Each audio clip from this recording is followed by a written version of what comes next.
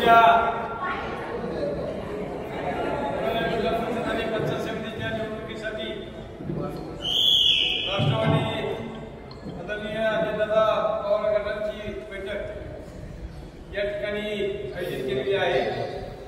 वरवंड आणि केळगाव गटाची जिल्हा परिषद गटाची ही बैठक आज या ठिकाणी आयोजित केलेली आहे। व्यासपीठावरील सर्व मान्यवर मंडळी, सर्व मान्यवर कार्यकर्ते, उपस्थित सर्व बंधू भगिनी, या ठिकाणी आता अनेक वक्त्यांनी सगळं जे काही भाषण करायचं ते केलेलं आहे। एकच गोष्ट मला सांगायचं आहे की आपले जे काही कार्यकर्ते आहेत, कार्यकर्त्यांची टीम आहे ती बरोबरीत वाखाणण्यासारखी टीम आहे। हा बोलायला वाढ लावणारे कार्यकर्ते आपल्यामध्ये नाही आहेत आणि सांगितलं ऐकणारी माणसं आहेत जे मी गेल्या 40 वर्षामध्ये अनुभवलं आहे।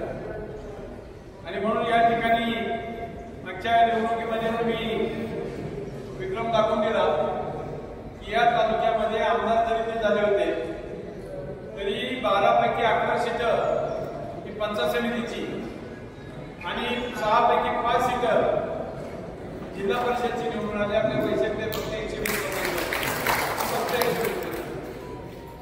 आणि म्हणून या ठिकाणी लोकांच्या भावना, हे त्या भावनाला आम्ही कुणी काही करू शकत नाही।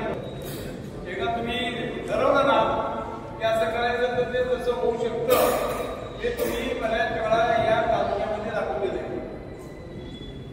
महाराष्ट्रामध्ये एकच तालुका असा आहे की हा तालुका फार आगळा वेगळा आहे, वैचारिकदृष्ट्या अतिशय चांगला तालुका आहे। आणि म्हणून तरुण पिढी असेल, आमची वडीलधारी मंडळी असतील, आमच्या महिला भगिनी असतील, सगळेच जण तुम्हाला सांगतो सगळ्या गोष्टीचा विचार करतात। आणि म्हणून तुम्हाला सांगतो इच्छुक अनेक असतात। आता यवत गटामध्ये जिल्हा परिषदेला 12 लोक सगळ्यांनी सांगितलं की जे काही तुम्ही उमेदवार देतात ते सगळेजण आम्ही काम करणार, त्यात आम्ही कुठेही काळाबेर करणार नाही। अशा पद्धतीनं प्रत्येकाने म्हणजे सांगून टाकलं। तशाच पद्धतीनं सगळ्या तालुक्यात परिस्थिती आहे, तो काय विषय नाहीये। कारण 12 इच्छुक असतात, 12 पैकी 1 जणाला तिकीट देणार असतो, म्हणजे कसं तरी म्हणजे मेळ घालायचा असतो। सगळे सारखेच असतात, कुणी कमी नसेल तुम्हाला सांगतो, प्रत्येकाची ताकद तेवढीच असते।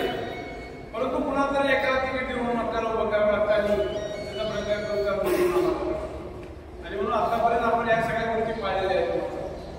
अजितदादांच्या नेतृत्वाखाली जिल्हा परिषद हे तुम्ही पाहिले, जिल्हा परिषदची कामकाजाची पद्धत म्हणजे आव्यात जिल्हा परिषद आल्यानंतर दादांनी जिल्हा परिषदची इमारत किती हायफाय केली, ससूर रुग्णालय किती हायफाय केले, सरकी गाव किती हायफाय केले, ते दादांच्याकडे काम करण्याची कॅपॅसिटी।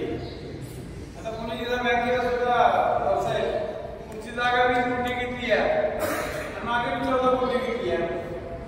हे एवढं मोठं आता ती वैद्य ते बघितली बापरे बापरे काय विचार हे कुणी करू शकतं का? हे राज्यात आणि देशात तुम्ही कुठं दाखवा, कुठंच पाहायला मिळणार नाही।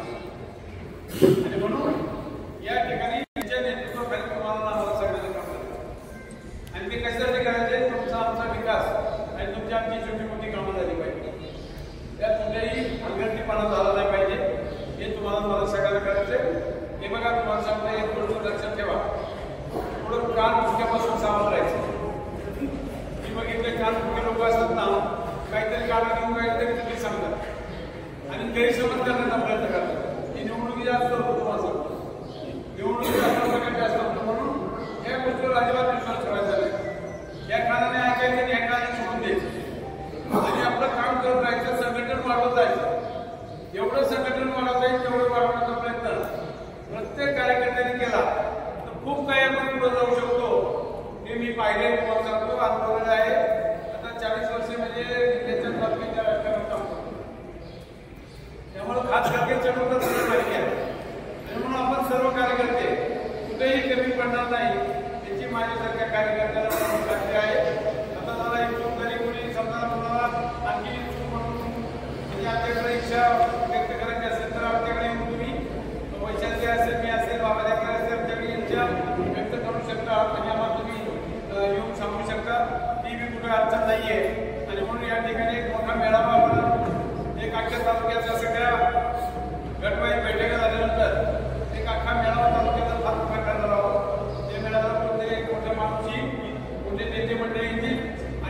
ज्यावेळेस मात्र भव्य असं मेळावा आपल्याला त्यावेळेस करायचं आहे, त्यावेळेस मात्र मोठ्या संख्येने आपल्याला काही सांगायची गरज नाही. एकदा तुम्हाला सांगितलं की मोठ्या संख्येने तुम्ही कुठल्याही कार्यक्रमाला उपस्थित झाला आहे. अनेक कार्यक्रमांचा मी अनुभव घेतलेला आहे आणि म्हणून या ठिकाणी तुम्हाला सांगतो, आपण सर्व मंडळी कार्यकर्ते हे अतिशय चांगले आहात. जे काही इच्छुक आहेत ते सगळेच इच्छुक अतिशय सदृढ आहेत, कोणी कमी नाही.